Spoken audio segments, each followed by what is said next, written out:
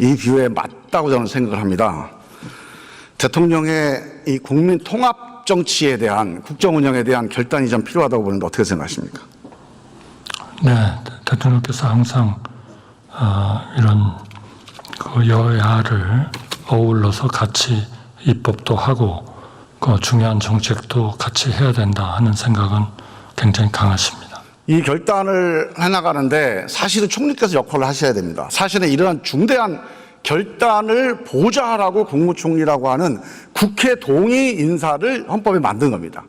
그냥 대통령이 단순히 임명하는 장관들이 하기 어려워요.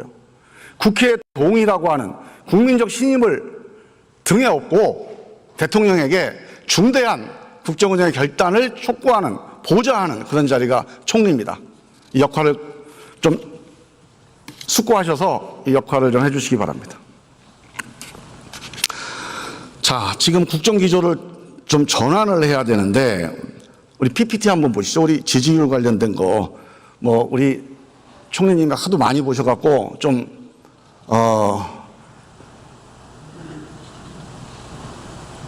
지금 대통령 지지도 뭐 신뢰도 이거가 낮다는 얘기는 많이 하는, 제가 좀 놀란 게 박근혜 대통령 탄핵 때 그 신뢰도 3.9보다 더 낮아요. 2.8이에요. 그 다음에 제가 더 놀란 거는 저게 이제 시사인이라는 잡지 언론사에서 한 조사인데 이거 매번 하고 있거든요. 근데 10점 만점, 대통령 신뢰도 10점 만점 중에 0점이라고 응답한 사람이 44.6%랍니다. 저는 이게 약간 좀 심각하다. 그러니까 전체적으로 지지도가 낮은 것보다도 정말로 강력하게 이렇게 반대하고 강력하게 불신하는 사람들의 숫자가 너무 늘어나고 있다. 이런 상태면 뭘 해도 안 먹히는 상태가 됩니다. 국정불능의 상태가 돼요. 상당히 위험한 상태다. 이게 우리가 비유로 따지면 모래주머니 차고 지금 마라톤 하고 있는 거거든요. 이 모래주머니를 차고는 마라톤을 할 수가 없어요. 그래서 이걸 뭔가 변화를 해야 됩니다. 이 상태에서 좀 정상적인 국정 운영이 저는 가능하다고 보지 않는데 총리께서 이 상태를 변화시키기 위한 노력, 고민, 방향 어떻게 생각하십니까?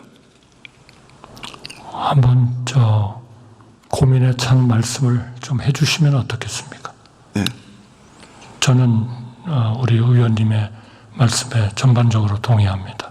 자, 그러면 제가 제안을 드릴 테니까 이 제안을 가지고 대통령하고 상의를 해주시고 국정기조 일대 전환에 대한 고민을 좀 해주시기 바라는데요. 이 원인부터 봐야 돼요. 이 원인이 뭐냐?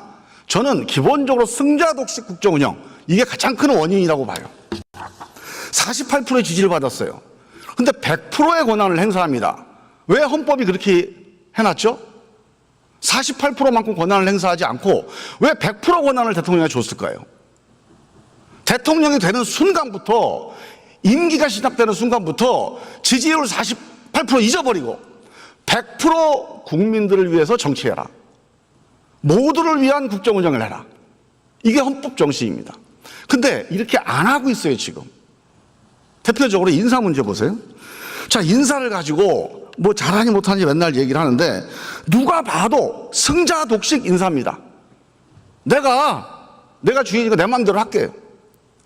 우리 김문수 장관, 이진숙 위원장, 김영석 관장, 이분들이 개인적으로 볼 때는 다 나름대로 뭐 의미가 있고 나름대로 훌륭한 점이 있겠죠. 적어도 대한민국 국민과 정치, 야당에서 강력하게 반대하고 또 이분들이 나와서 하는 걸 보면 그 야당하고 싸우자고 지금 하는 것처럼 다 들려요. 이런 분들이 포진해 있으면 국정운영 제대로 안 된다. 이런 대결적, 편향적, 전투적 인사. 이 김문수 노동부 장관 제청하실 때 총리께서 제청을 하셨습니까? 네, 뭐 적절한 시기에 그렇게 했습니다. 이 정광훈 목사가 추천했다는 얘기가 돌고 있던데 그거 사실 아니에요? 글쎄요, 뭐 그러한 것은 이 두 분이 같은 당을 했으니까 아닙니다. 추천할 수도 있죠. 네, 그렇지는 않습니다. 저는 수사감사에서도 승자 독식이에요. 야당하고 상대편은 아주 가혹하게, 우리 편은 그냥 넘어가고. 인사나 수사감사에서 이렇게 승자 독식으로 가면 국민통합 못합니다. 국민통합 정부로 가야 됩니다. 링컨 루즈벨트만이 아니고 독일의 전후복구했던 아데나워, 빌리 브란트, 헬무트 콜 모두가 다 자기하고 상대 진영 손잡고 위대한 업적을 남겼어요. 지난 200년 민주공화국에서 이런 단독 독임 분열 이런 정부가 성공한 사례가 없습니다. 대한민국 위기 극복 IMF 어떻게 극복했습니까? DJP 연합 정적이 손잡아서 만든 겁니다.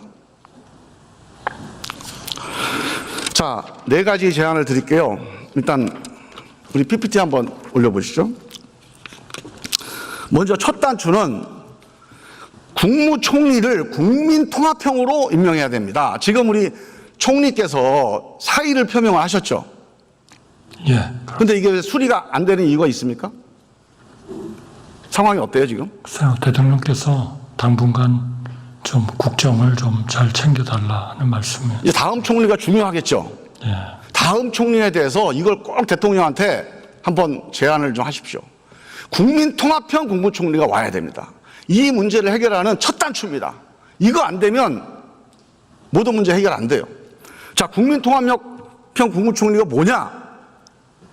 간단해요. 우리가 지난번에 해본 겁니다. 노무현 대통령도 해본 거고 다 시도해본 거. 국회에서 추천하는 총리를 한번 검토해 보십시오. 국회 추천 국무총리를 이번에 한번 임명을 하자. 이렇게 제안 한번 해보시기를 제안합니다. 그 이유는 왜 그러냐면 원래 국무총리라는 헌법적인 의미가 국회 동의를 구하게 돼 있어요. 즉 국회와 함께 국정운영을 협의하라고 만든 게 국무총리입니다. 그러니 사후 동의하지 말고 이왕 동의받는 거 사전에 한번 누구를 하면 좋을까 한번 물어보십시오 한번. 그 야당 대표 뭐 이재명 대표 조국 대표한테 물어보세요 한번. 그리고 그분들이 추천하는 일방적인 걸로 할 필요는 없죠. 그러면 여당의 대표들하고 또 같이 해서 한번 합의되는 안이 있는지. 그래서 그런 국회 추천 국무총리가 되면 저는 첫 단추는 해결될 거다. 두 번째로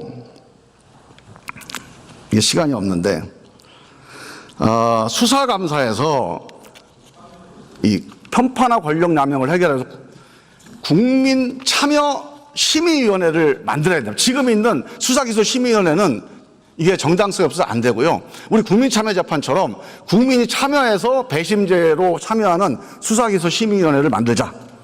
그다음에 세 번째는 이 초당적 외교안보 체제가 필요합니다.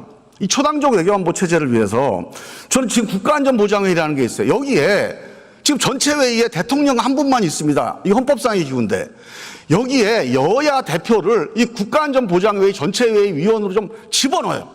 그리고 전직 국회의장 총리 중에서도 여야를 망라해서 초당적인 외교안보 체제로 한번 운영해 보면 어떠냐. 이거 시행령만 고치면 되는 일입니다. 마지막으로 지금 국가 미래 전략을 위해서 미래 전략부를 신설한다고 그래요. 근데 저는 이 독임제 집행부서 갖고는 안 된다고 봅니다. 국가 미래 전략 위원회를 구성을 해서 여야 그리고 민간에 있는 다양한 미래 전략의 지혜를 모으는 그런 미래 전략 위원회로 우리 대전환을 대비하는 그런 국가 기구를 만드는 게 필요하다. 요 4가지에 대해서 우리 총리께서 간단하게 의견을 좀 얘기해 주시죠.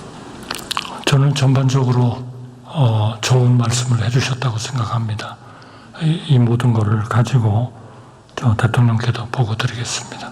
자, 대통령께 말씀하셔서 좀 진도가 나가게 이렇게 해주시고요. 이번에 국회 추천 국무총리라고 하는 새로운 변화의 시작을 한번 제안을 해주시기 바랍니다. 그래.